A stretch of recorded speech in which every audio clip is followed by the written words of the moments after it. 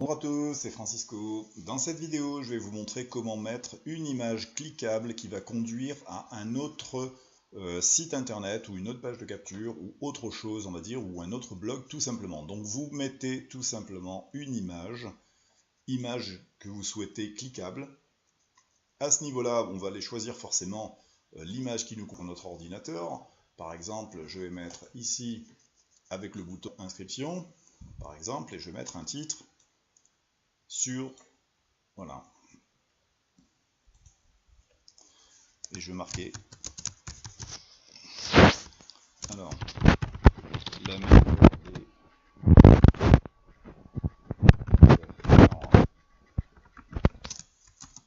sur internet. Voilà, par exemple, je vais mettre ça, hein, c'est juste pour la démo.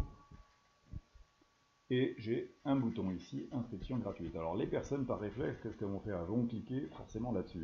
Et je veux faire conduire les personnes à s'inscrire gratuitement, tout simplement, sur mon site internet. Donc inscription et règlement, on va dire, donc je veux qu'elles prennent conscience, par exemple, du règlement interne de cette opportunité.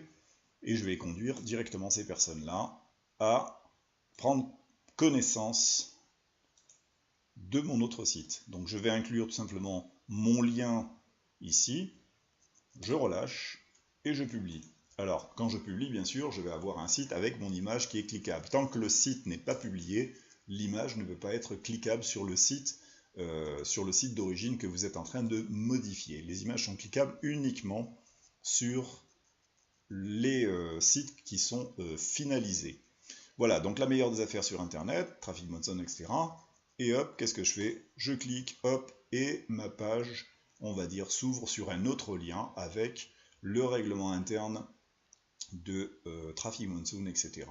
Et la possibilité de s'inscrire, voilà, ou peu importe ce que vous avez décidé d'envoyer la personne sur un autre lien, vidéo, etc. Vous pouvez absolument tout faire.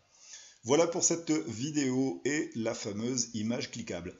Alors, on n'a pas fini, je voulais revenir sur un petit truc, un petit détail, c'est pas un oubli, mais vous avez plusieurs options. Quand vous mettez lien, vous avez des options, par exemple, imaginons, je ne veux pas les conduire sur un lien, c'est un lien interne. Imaginons l'histoire de la fameuse page cachée. J'ai une page dans mon site qui est une page, tout simplement, une page cachée, c'est-à-dire page, alors je vais cliquer sur page standard, et je vais aller chercher la page qui me permet de montrer, on va dire, à la personne, voilà, je vais en fait la conduire sur Business 1, ou sur blog, par exemple, je vais la conduire sur blog. Voilà, donc je vais choisir page, alors page, voilà, je reviens en fait sur mon lien, voilà, et donc je vais la conduire sur blog business, ok, et je vais ouvrir sur une nouvelle fenêtre. Alors même chose, je republie, même chose là, je vais avoir mon site, et quand je vais cliquer sur l'image, cette fois-ci ça va me conduire sur mon site à l'intérieur, une des pages cachées, pourquoi pas. Donc imaginons j'ai une page cachée de formation ou un cadeau secret, etc. Quelque chose que vous avez proposé à une personne, et là j'ai mon lien, voilà, qui conduit directement en fait à la fameuse page cachée. Pour nous c'était un lien externe en fait qu'on avait construit. Voilà, donc on peut absolument tout faire avec Weebly, c'est vraiment très complet. On se retrouve sur une autre vidéo tout à l'heure, à bientôt.